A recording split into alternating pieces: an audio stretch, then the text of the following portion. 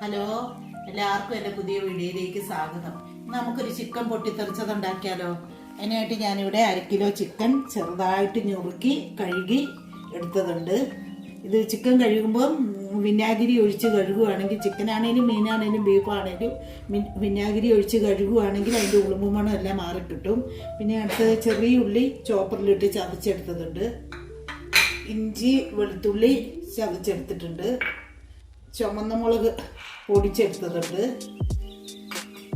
കാശ്മീരി മുളക് പൊടിയുണ്ട്. മഞ്ഞൾപ്പൊടിയുണ്ട്. വലിയ ജീരകം എടുത്തിട്ടുണ്ട്. കുരുമുളക് പൊടി, ഉപ്പ്, കറിവേപ്പില, എണ്ണ, ഇത്രയും സാധനങ്ങൾ എടുത്തിട്ടുണ്ട്.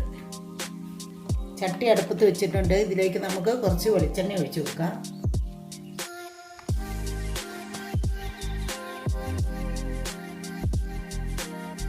എണ്ണ ചൂടായി വരുമ്പോൾ അതിലേക്ക് നമുക്ക് നല്ല ജീരകം കുറച്ചിട്ട് കൊടുക്കാം. ജീരകം പൊട്ടി വന്നിട്ടുണ്ടെങ്കിൽ നമുക്ക് ചതച്ച് വെച്ചിരിക്കുന്ന ഇഞ്ചിയും വെളുത്തുള്ളിയും കൂടെ അതിലേക്ക് ഇട്ട് കൊടുക്കാം.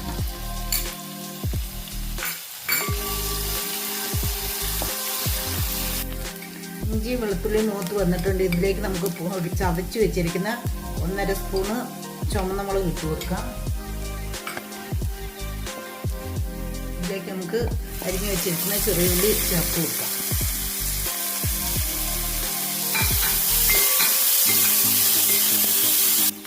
നമ്മുടെ ഉള്ളി റെഡിയായി വന്നിട്ടുണ്ട്. അതിലേക്ക് 1/2 സ്പൂണ് കാശ്മീരി മുളക് പൊടി ഇട്ട് കൊടുക്കാം. 1/4 സ്പൂണ് മഞ്ഞൾപ്പൊടി ഇട്ട് കൊടുക്കാം. 1/2 സ്പൂണ് കുരുമുളക് പൊടി ഇട്ട് കൊടുക്കാം. കുറച്ച് കറിവേപ്പില ഇട്ട് കൊടുക്കാം.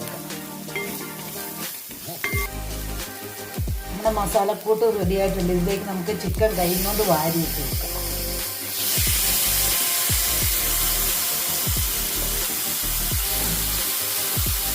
നന്നായി യോജിപ്പിക്കണം.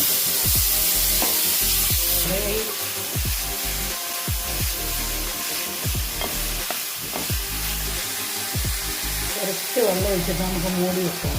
ചെറു തീയിൽ ഇരുന്ന് വേവട്ടെ.